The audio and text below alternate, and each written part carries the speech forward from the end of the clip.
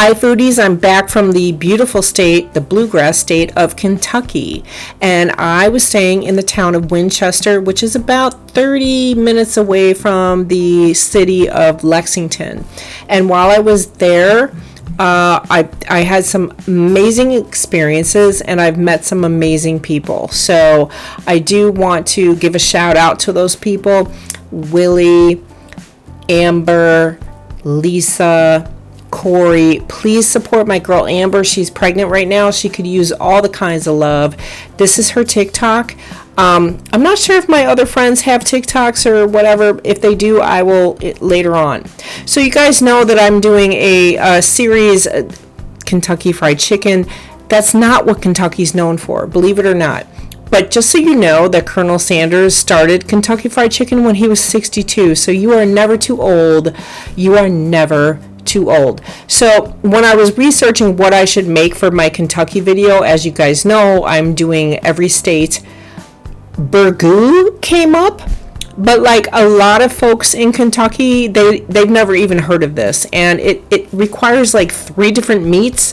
At this point, it would be $1,000 stew. So here's the other one, a Kentucky hot brown, founded in Louisville at the Hotel Brown, but again, kind of too heavy for my taste. So Derby pie, probably around Thanksgiving. What drinks are Kentucky known for? Well, come on, bourbon. And I do cook with bourbon often. I will be making that pie. Bourbon chicken is a thing. But for non-alcohol, a late one. So when I was in, and it's coming straight out of Winchester, which is where I was. And you mix it with the bourbon, delicious. But I decided I'm going to make the Kentucky Benedictine sandwiches. What is that? And I'm going to pair it with Ree Drummond, aka Pioneer Woman, best tomato soup ever. She's not lying. Like, it is. So going back to the sandwiches, this was created by a lady, Jennie Benedict, back in 1892 in Louisville. This is the original recipe. We're not going to do cucumber juice, onion juice, a grain of cayenne pepper, and certainly not no green food coloring. So the recipe has been modernized, and I found it on Southern Living Test Kitchen.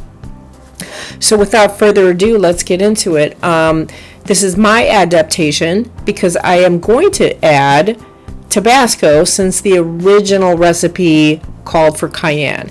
But we've got parsley, dill, mayonnaise, green onion, and of course a cucumber. Now, you'd want to use an English cucumber with this, which is the ones that don't have the seeds and a little less water content. But that was $1.14. This one was 56 cents.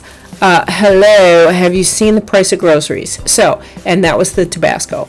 So what I'm going to do is I'm just going to de-seed this cucumber that I already have. Also, look at this spoon. You can't really read it, but it said, about to stir up some shit. My friend that gave that to me, do you think she knew me? Oh, she knows me. So I'm just going to de-seed the cucumber I have. It's also, this one's not wax coated, so I'm going to use some of the skin to give that kind of green food coloring that the original recipe called for. What do you do with the seeds? Compost, because I can't think of anything I can't think of anything else that you could utilize the seeds. So now I'm just going to go ahead and pair the other half of the cucumber for this. You can squeeze out all the water and all of that, but I don't think that's really necessary with my particular cucumber. So what I'm going to do is I'm going to dice this up, kind of mince it, because I'm trying to stay sort of true to the original recipe, so I don't want to use a food processor. If you have one, you want to go for it, but this is what Jennie Benedict must have done in 1892, because there were new food processors, right? And so now, again, I'm using just a little bit. However, if your cucumber is waxed, which is the majority of them in the grocery stores, don't do that. Just forget about it. It doesn't need to be green. It's not that big of a deal. So now I'm going to chop up my parsley and my dill, my fresh dill together. Yeah, because the recipe calls for fresh. You don't want to use dried. So I'm just going to mince this up as finely diced as I can. And then I'm going to use, align the green onions together.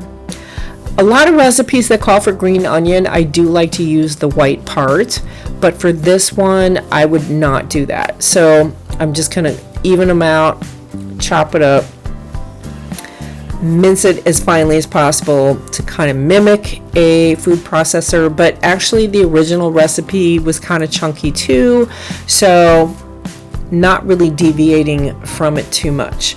I feel like a food processor might just whirl it all together and make it, I don't know, more like a whirled dip, almost like a hummus. I don't know.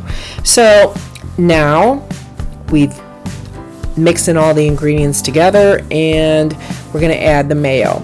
I forget where I got this little travel size mayonnaise from. It's so cute, but I feel that it probably is the tablespoon or two that the recipe calls for, which again, I will link down below. As always, I put the recipe down below.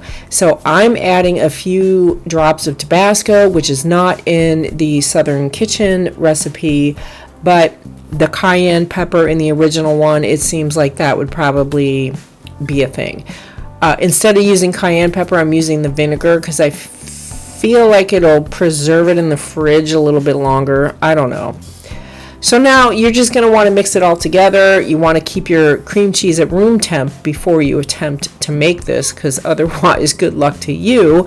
I'm sure that Miss Jennie had some muscles trying to mix this up. So Lewis, I'm using it. This is the original Pepperidge Farm very thin white bread to make these little tea sandwiches or these appetizer sandwiches or whatever you want to call them. Traditionally calls for this. Look at the price, $5-6 versus $1.78. Hello, I'm gonna use this because I'm not even a big bread eater. I don't even know. I might just have to make some peanut butter and jellies. Plus, this is whole grain white, which seems a little bit healthier than the Pepperidge Farm white. So, but if you want to keep it kind of like legit for tea sandwiches and tea party stuff, get the Pepperidge Farm. I'm going to remove the crust, which is what they do for these tea sandwiches, these party sandwiches. This sandwich was traditionally very much served at the Derby, Kentucky Derby, that is, the horse race. And then you're just going to load it up. Put it on there, and then, cut it into triangles is traditionally. And then you just make a big platter of it to serve as an hors d'oeuvre for whatever various party you want to serve it to. So I think, look at that, it's so good. It's so good. And I think it's great for summertime because you have a lot of fresh ingredients. If you have a garden, all of your stuff, your parsley, your green onion, your cucumber, it all comes straight from your garden. And especially with this, this is what I'm going to do with the leftovers. I'm going to take this lox and bagels, and I'm going to use this cream cheese spread. So, and then I'm going to freeze the rest and then keep it for like putting into an omelet. So I've got my chicken bouillon. I have tomato juice. Now I'm making a half version of Pioneer Woman's. I'm going to still put hers in the description box, but I'm using these because I halved the recipe. I don't want to use a huge thing of tomato juice because I won't drink it. Petite diced tomatoes, you can use regular diced tomatoes. Please don't use Rotel. We got whipped cream, we have basil, we have a white onion, or yellow onion, I'm sorry, parsley, salt and pepper. But here, the This is sherry wine. Let me talk to you guys about this real quick. This is what you want to buy. It's genuine wine. It's sherry wine. It's a dessert wine if you want it to be. You don't want to get the cooking wine. Cooking wine is not drinkable. It has too much salt, too much preservatives. It's terrible. And it's only 13 ounces. You want it like here, red wine for cooking for beef. Okay, it's 750 mLs versus a 13 fluid ounce for $3.48. The wine itself is $3.96. Go with the real stuff. Red wine vinegar or any kind of wine vinegars, those are used for dressings and marinades, not to be confused with cooking wines. I know it's a little confusing, but trust me, you want to just cook with genuine real wine. If you're not a wine drinker, you can find these smaller cartons or bottles, but definitely use real wine. If you're not willing to drink it, don't put it in your food.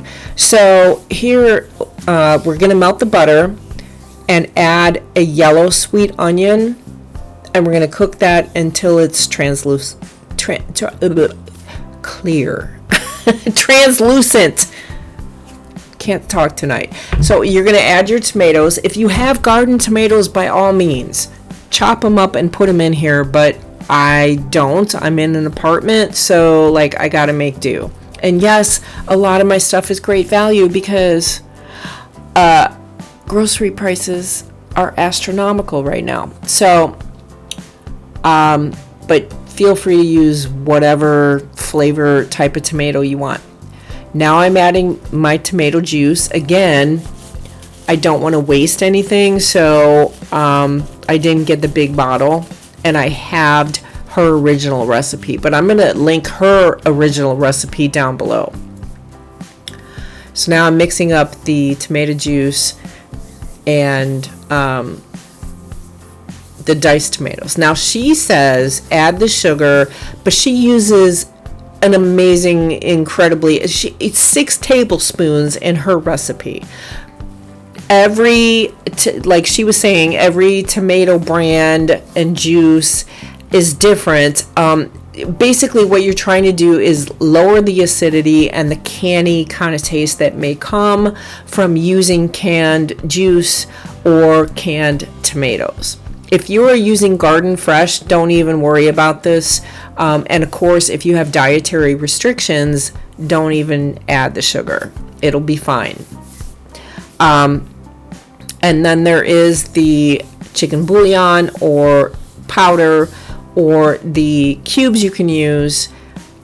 Is this a crucial step? I mean, I would say yes, because if you know, you know. Nor chicken bouillon in any type of soup. It's just elevates it. So now we're going to add fresh ground pepper, as she says you should do. And I love it, so I will. I ended up adding a little bit more sugar after I brought it to a boil because it still was from those cans, kind of canny, right? So, yeah. With the fresh basil and parsley, and now the sherry. Because I'm telling you, please don't omit the sherry. It is worth the $8. And you will use it again. You can put it in split pea soup. You can put it in a mushroom sherry sauce. There's many different recipes where you can use sherry wine, and it's such a wonderful addition to so many recipes. But for this soup in particular, I promise you, I wouldn't even make the soup without it. To be honest with you, the sherry is what makes it, honestly. Otherwise, it's just a basic, cream of tomato soup. It's the sherry that makes this stand out. It's so worth it. And of course, I'm adding heavy cream now. I can't encourage you enough to use the sherry. I'm like, do what you want to do. I don't care. It's your recipe. It's your life. It's your palate. Like, whatever. But honestly, don't even make it if you're not going to use the sherry. I'm just saying, like, the sherry, it's chef's kiss. And here we go. So the pairing of this ended up what I thought it would be. Amazing. Especially dipping it up in there is so good. Yeah, I mean, the cucumber sandwich is light for summer. The soup is a little heavy, but you got AC on, right? You're going to love it. Thank you so much for watching. I'll be back